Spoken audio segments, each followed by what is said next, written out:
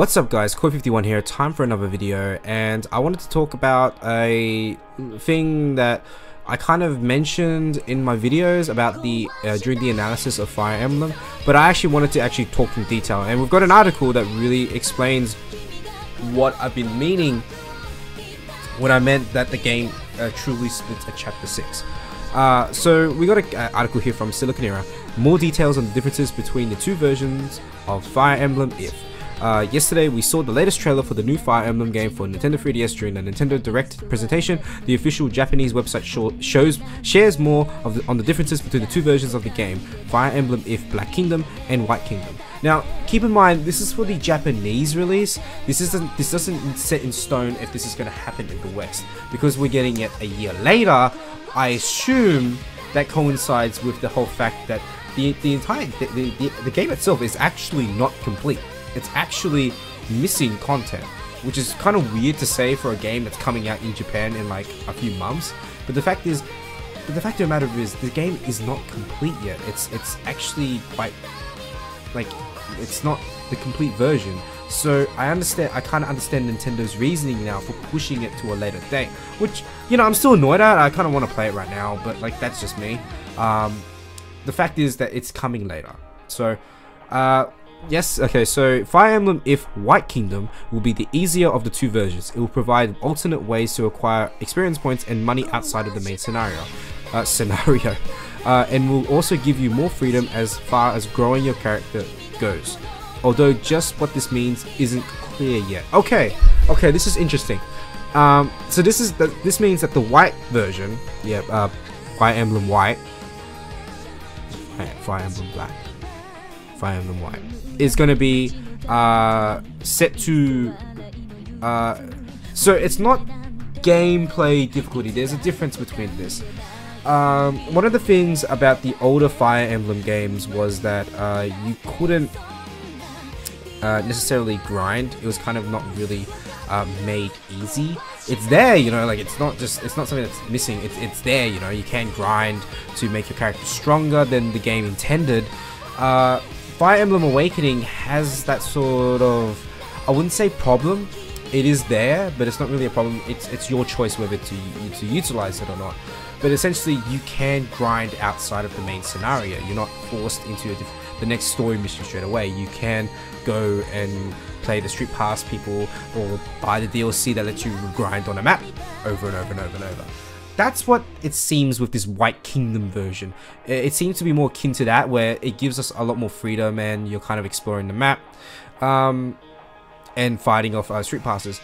That's what it seems. So that in turn does make the game easier. Now, in terms of battles, I'm sure you can still set it to the classic, casual, normal, lunatic, hard, whatever you want, lunatic plus if you're a sadistic bastard. It's still there. It's just it's made easier the fact that you can grind outside of battle. Meanwhile, the more difficult version, Fire Emblem IF Black Kingdom, will present players with the challenge: how should I fight with limited experience and money I have? So it sounds like you have to strategize in order to make the most of resources. That seems like very classic Fire Emblem, which makes sense. I mean, in terms of a story point of view, I'm sure. Okay, so here's how I think the story is gonna go. With the White Kingdom, it's clearly the Hashidos, right? It's the Hashido version. What in the world am I speaking? Version.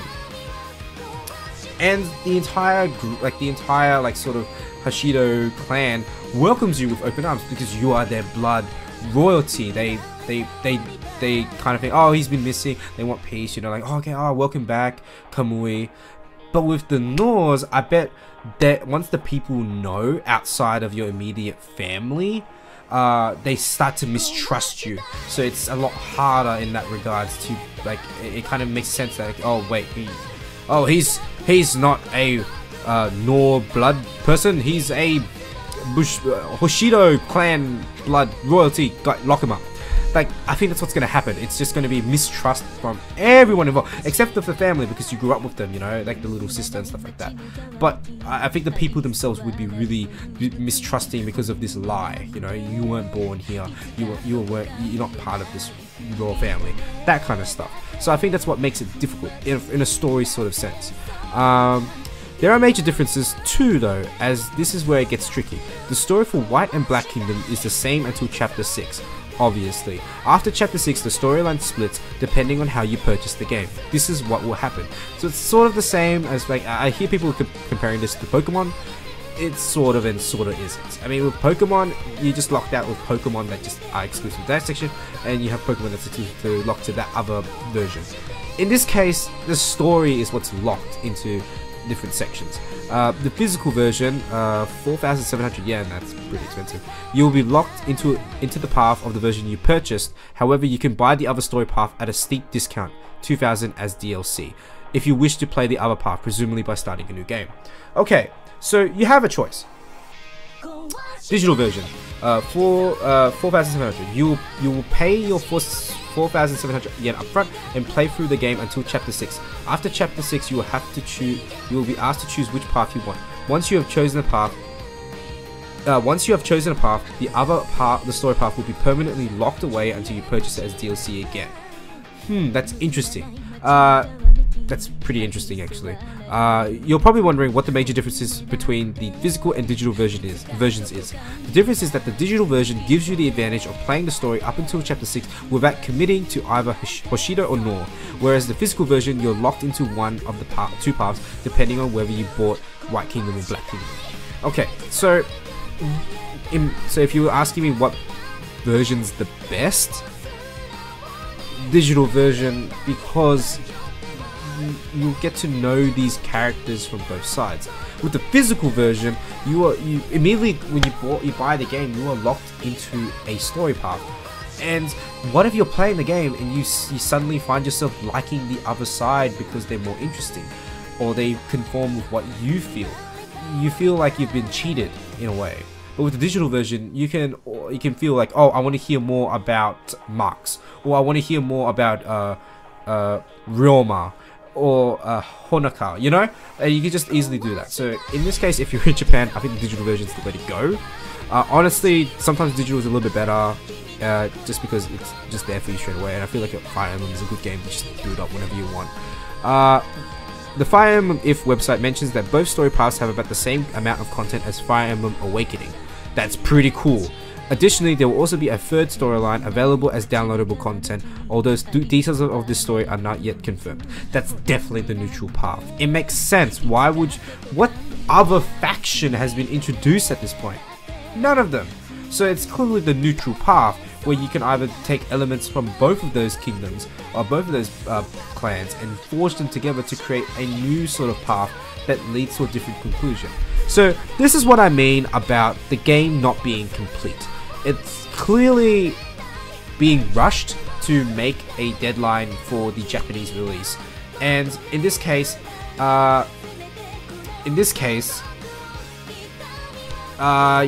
paying for a game upfront, which is the equivalent of Awakening, which is still a damn good bargain. But you're only getting perpetually 1/4 of a game. No, 1/3 of a game, because you have to, if you want to get the other side of the story, which is equally as long as Awakening, you have to pay an extra 2,000, which is half the price, nearly half the price of the game. So let's say if it was $50, you have to pay another 25. That's kind of it's kind of not really shady, only because the game is already complete. At least both storylines are already complete, so why not just put it into the same cart? I don't understand that, but I guess it is a way to make money. I don't understand people who would buy both physical versions. I think you're crazy, but I guess it's an option, I guess. But the digital version is the way to go. It's the digital version. But definitely the third storyline has not yet been made, and I feel like it's going to be continue to be made up until the English release, which is when it's going to be done. or like it's gonna be done fairly close. Because if we're gonna get, hopefully we get Fire Emblem early next year, and then hopefully it's around that time that it's done, and then they start translating it, and they translate it, and it's all ready to go. So finally, the website also reveals a Fire Emblem IF Special Edition, which has a special 2-in-1 cartridge of both versions of the game. Cool. Okay, it is also included. It also includes the third storyline, which will be available upon release, in addition to a limited edition art book and a limited edition for Fire Emblem Zero Cypher TCG card. Special edition will cost $9,000. That's like double the price. Holy crap. Silicon Arrow got in touch with Nintendo to find out whether the game will also release 2 separate versions in the West. We'll update once we hear back from Nintendo. Okay, Fire Emblem IF will release in 2016 in the West for Nintendo 3DS. Okay, so essentially, the moment that we know when that special edition is released is the point that we know. Okay, so that's the date that in which the third scenario will be completed. So we don't know when it's going to be released. We don't know if it's a time delay in between, but clearly they're still working on the third scenario. And if you guys don't know, Fire Emblem Awakening had a lot of DLC, like a shit ton of DLC. Some of them are great, some of them are really interesting, some of them are brutally hard, but they actually had a lot of DLC. So having this DLC plan kind of doesn't really shock me that much, because oddly enough it worked pretty well. I mean, I bought most of them and enjoyed each of them for various reasons. So that's all I can report on Fire Emblem IF at the moment. As you can tell, it's been a long day and there's a lot of stuff to talk about. And Fire Emblem and Shin Megami Tensei Cross Fire Emblem, or that is, yeah, it's coming. It's coming hopefully soon. I'll probably keep in touch with the Japanese release to see what's up. I know a few guys that are playing will probably play the Japanese version, so I'll get to see firsthand, not really firsthand, but at least I'll get to see a little like teaser of what I expect when the game comes out. And who knows, we might even get a demo soon. Doubt it, but it would be nice. Yeah, like, comment, and subscribe. Tell me in the comments below, what do you guys think about this 2 versions sort of thing? I mean, I guess Pokemon isn't the only one doing it now. I mean, I'm not sure they're handling it very well, especially since it's a very story-heavy game. But yeah, I mean, tell me what you guys think in the comments below. Anyway, I hope you guys have a good day. Koi51 out.